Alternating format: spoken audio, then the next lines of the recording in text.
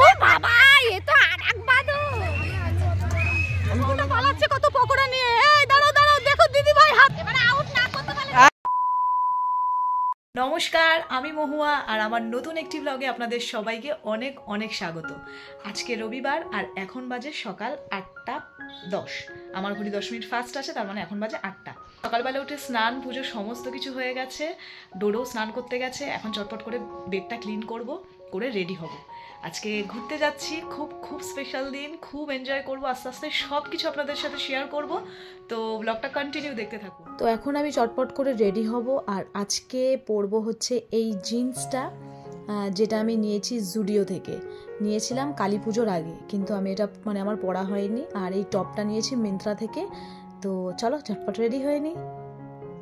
চাটা যেহেতু সকালবেলাই করে নিয়েছিলাম, তাই ড্রেসটা পরে ভাবলাম আগে চাটা খেয়ে নিই, নাহলে চাটা একদম ঠান্ডা হয়ে যাবে, আর সকালবেলা চা না খেলে কেমন লাগে, তাই আগে চাটা চটপট করে খেয়ে নিলাম। আমরা এখন বেরিয়ে পড়েছি, আর কোথায় যাচ্ছি সেটা তো বলাই হয়নি। যাচ্ছি আমরা পিকনিকে, আমাদের ডান্স ক্লাস থেকে প্রত্যেক বছর পিকনিকে যাওয়া হয়, তো আজকে আমরা পিকনিকে যাচ্ছি। চলুন বাসে গিয়ে তারপর দেখা করছি। তো এখানে বাসে এসে দেখলাম আমারই শুধু আসার অপেক্ষা ছিল, সবাই এসে গেছে এখানে। আর এটা হচ্ছে আমাদের মানে ডান্স গ্রুপের যে ব্যানারটা সেটা। তো কিছু জিনিস বাকি ছিল বাসে লোড করা, সেইটাই এখন অজয় চটপট করে নিচ্ছে।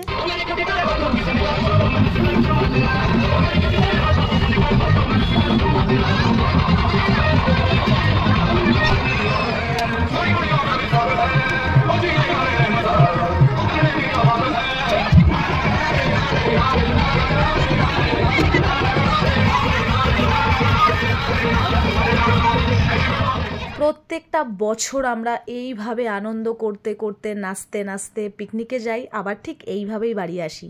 তো মানে প্রচণ্ড মজা হচ্ছে, প্রচণ্ড পরিমাণে মজা হচ্ছে। আর নাচতে নাচতে একটু হাঁপিয়ে গেছিলাম বলে এখানে একটু বসেও পড়েছি। আসলে সেটা না, এখন হচ্ছে ব্রেকফাস্টের টাইম। তো আমরা এখন বাসে মানে ডান্স করতে করতে হাঁপিয়ে গেছি, তাই একটু বসে আছি। এখন হচ্ছে ব্রেকফাস্টটা করবো। ব্রেকফাস্টটা প্রত্যেক বছর আমাদের বাসেই দিয়ে দেয়।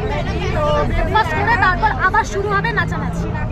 তোমরা দেখতে থাকো। আর আজকে সকাল থেকেই না ওয়েদারটা একটু ফগি, মানে রোদ্দুর সেরকম ছিল না, হালকা হালকা একটু কুয়াশা ছিল, বেশ ভালোই লাগছিল ওয়েদারটা। আমাদের ব্রেকফাস্ট চলে এসেছে, আমরা এখন ব্রেকফাস্ট করছি।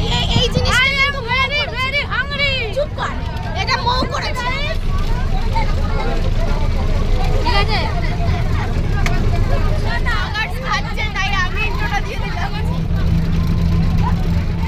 সো ফাইনালি আমরা পৌঁছে গেছি আমাদের পিকনিক স্পট। প্রায় 1.5-2 ঘন্টার মতন সময় লেগেছে। তো কোথায় এসেছি সেটা তোমরা অজয়ের মুখ থেকে শুনে নাও। আমরা এসে গেছি চন্দননগর নিউ দীঘা পার্কে। আমাদের ঝঙ্কার ডান্স গ্রুপের যে অ্যানুয়াল আমরা পিকনিক করি, সবাইকে নিয়ে সবাই মিলে আমরা এসেছি। তো খুব সুন্দর জায়গা, দেখুন আপনারা।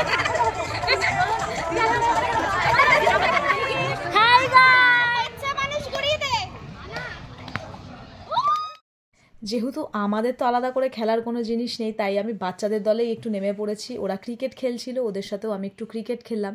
আর অনেক দিন পর আমি মানে ক্রিকেটের ব্যাট হাতে নিলাম। আমার সত্যি কথা বলতে তো কোনো আইডিয়াই নেই। তো দেখতেই পেলেন আমি আউটও হয়ে গেছি এখানে। আসলে এরা আমাকে ফন্দি করে আউটটা করে দিয়েছে, ঠিক আছে?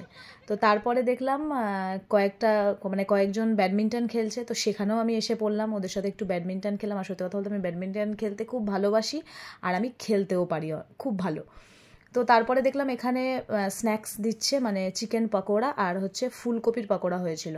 তাই আমিও হাতটা পেতে দাঁড়িয়ে পড়লাম, আর মানে হ্যাংলার মতন চাইছিলাম আমাকে দাও আমাকে দাও। আসলে একটু খিদে পেয়ে গেছিলো, মানে অনেকক্ষণ এসেছি। নিয়েছিস? কই গেলি?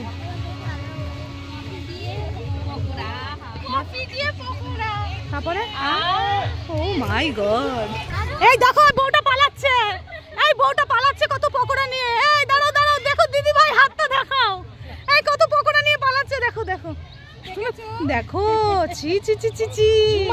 তুই কতবার নিয়েছিস পকোড়া? কতবার পকোড়া নিবি? মিথ্যা কথা বলিস না, আরে আস্তে খাও না। অত বড় আ করে কেউ পকোড়া খায়? কত ভালো। কতবার পকোড়া নিলি? এই তো নিলাম। সর্বনাশ, তুমি কতবার নিয়েছো? বসে পড়েছে প্রিয়াঙ্কা, সব পকোড়া খেয়ে নিয়েছে। আবার আনতে যাবো। খাবার আগে একটু স্যানিটাইজ করে নি হাতটা। সেটা সব সময় দরকার। হ্যাঁ, কফির সাথে পকোড়া খাচ্ছি, অসাম অসাম। বলো সেই সব। একটু রিভিউ দাও কেমন, এই যে মুখ তোলো, কেমন? একটা বাদর উঠেছে গাইস, বাদর দেখতে। ও বাবা, এ তো আরেক বাদর। এ কি বাদরানি, বাদরের কি বাদরানি? অনেক হুটোপুটি লাফালাফি করে এখন ফাইনালি হচ্ছে লাঞ্চ করার পালা। মানে লাঞ্চের টাইম তো চলে গেছে, পিকনিকে আসলে তো টাইম মেনটেন হয় না কখনোই। আর গরম গরম ধোয়া ওঠা বিরিয়ানি, আমি আর থাকতে পারছি না, তো আমিও খেতে বসে গেছি। একটা আলু দেবে তো দাদা? টেস্টি টেস্টি বিরিয়ানি, সত্যি দারুণ হয়েছে বিরিয়ানিটা। বল আলু কেন আলু? আমাকে দেবে এখানে একটা আলু, সব থেকে বড় আলুটা আমায় দিবেন। তাহলে গাড়িবার লাইনে ওয়েট করে একে একে চিকেন দাও, একে